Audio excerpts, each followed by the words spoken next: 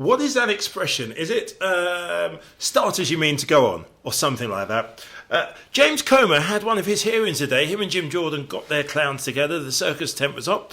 Today they were looking at the border and the Biden policy on immigration, etc., etc. Jeremy Raskin just knocks it out of the park. And this is in the first opening minutes, by the way. Literally, I would just let you see the first opening minutes. Comer and Jim Jordan, you would have thought, go on holiday. Useless. Utter useless. Raskin, wow. Just watch this. The Biden administration refuses to acknowledge that 3 years of poor policy decisions have led to the situation we find ourselves in today. And it's not getting any better. Preliminary reports indicate that a record-setting 302,000 encounters were made last month on the southwest border. And the majority of those encountered, at least two-thirds, maybe even more, are not being detained for removal proceedings. Under the Biden administration, most illegal aliens are released within hours or days of their apprehension. Those illegal aliens, if they even show up to immigration court at all, will enter a court system now saddled with over 3 million cases nationwide. And even if there are issued a final order of removal, it's unlikely the administration will make them a priority to effectuate the removal. Since the beginning of this Congress, House Republicans have worked to hold the Biden administration accountable for policy decisions that have encouraged illegal immigration and overwhelmed law enforcement. We have also worked to pass legislation to solve this crisis. In May of last year, House Republicans passed H.R. 2, the Secure the Border Act of 2023, to restore order within our immigration system. Our solutions are simple.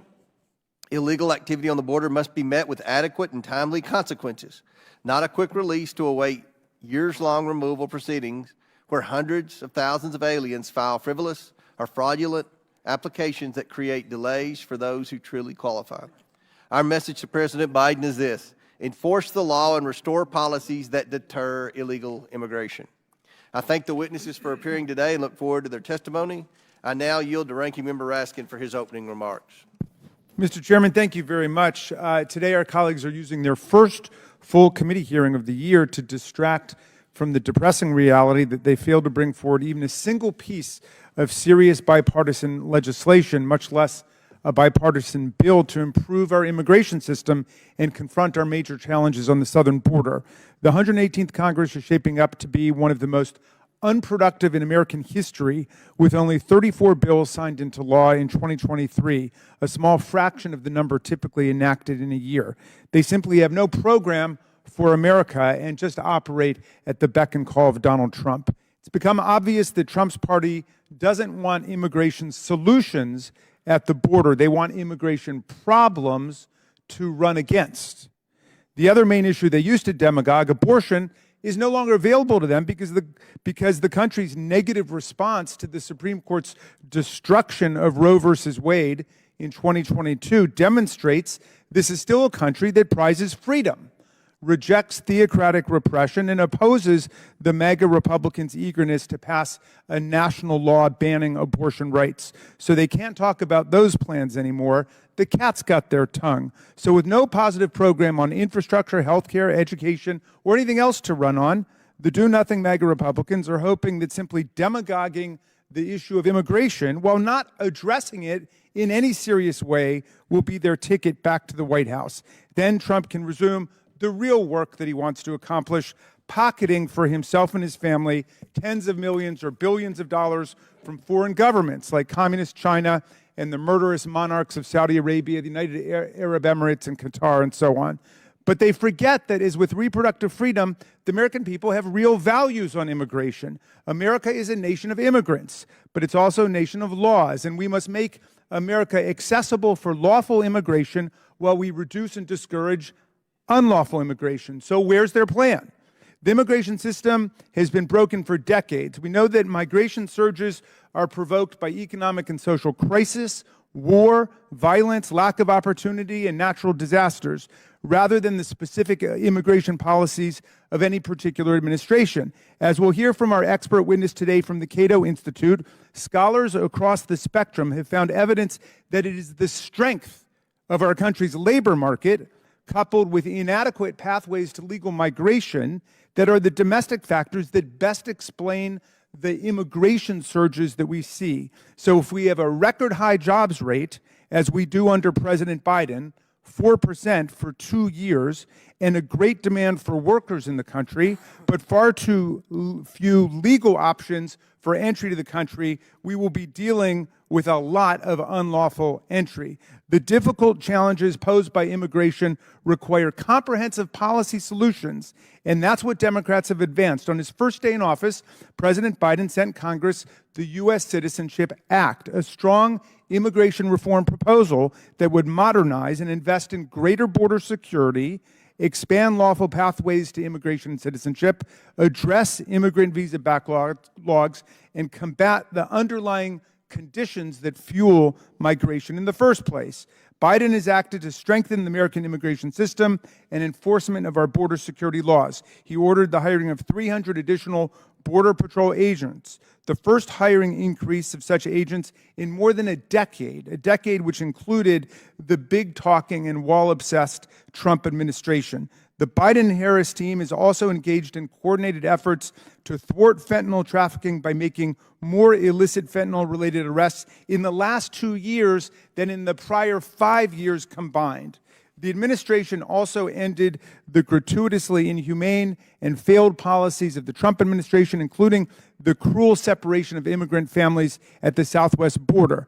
The administration repaired and expanded lawful immigration pathways through newly established parole processes and increased refugee admissions. It also made historic investments to strengthen enforcement and reduce unlawful border crossings. And the administration is addressing the underlying causes of undocumented migration by engaging in global efforts with our international partners.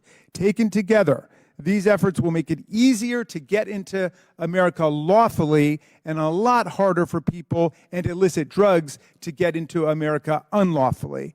Our colleagues try to paint these policies as radical. In reality, the Biden-Harris administration has used its rulemaking authority faithfully and appropriately as upheld in court time and again. For example, on June 23rd last year, the Supreme Court sided with the Biden administration in a resounding 8-1 decision to uphold its policy of focusing limited federal resources on addressing unlawful migrants who are suspected terrorists and criminals. But we know it's not enough alone to enforce existing laws. Congress must reform our immigration system and provide adequate resources to support it.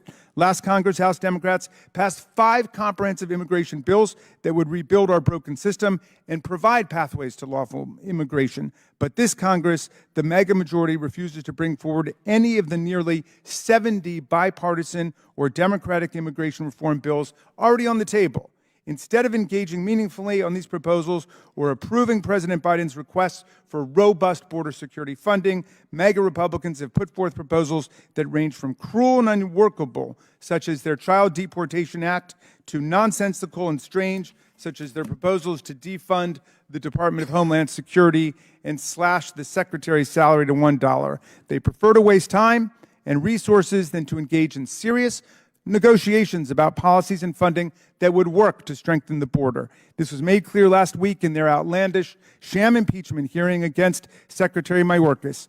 Our colleagues apparently don't know the difference between a policy disagreement and a constitutional high crime and misdemeanor. Rather than joining Democrats and Biden in good faith bipartisan negotiations to make progress on immigration, they are taking orders from Donald Trump and actively obstructing a bipartisan border deal. Just as Trump is openly hoping for an economic downturn in our robust, low unemployment economy, they're hoping for chaos at the border and trying to stop us from preventing it. These tactics are accompanied by dangerous rhetoric. MAGA Republicans continue to invoke white supremacist, anti-immigration fantasies and conspiracy theories. It's been almost a full year since I invited the good chairman and my Republican colleagues to join oversight Democrats in condemning the Great Replacement theory, and still they fail to denounce this shameful doctrine which has been invoked by numerous racist and anti-Semitic mass shooters and murderers across the country. America is not a great country in spite of immigrants. We're a great country because of immigrants. Immigrants are essential to our present and our future, just as they've been to our history. And Democrats will continue to stand up for strong laws and opposed to hatred and scapegoating of immigrants. We are here to legislate and to do the hard work of hammering out a bipartisan policy path to comprehensive immigration reform, just as we were a decade ago when House Republicans scuttled a hard-fought immigration reform package that passed the Senate with bipartisan support. We will still be here when my colleagues are ready to step back from the extremist ledge and come to the table working together for effective and pragmatic solutions. Thank you very much, Mr. Chairman. I yield back. I'm very pleased to introduce our witnesses today. Joseph Edlow most recently served as acting director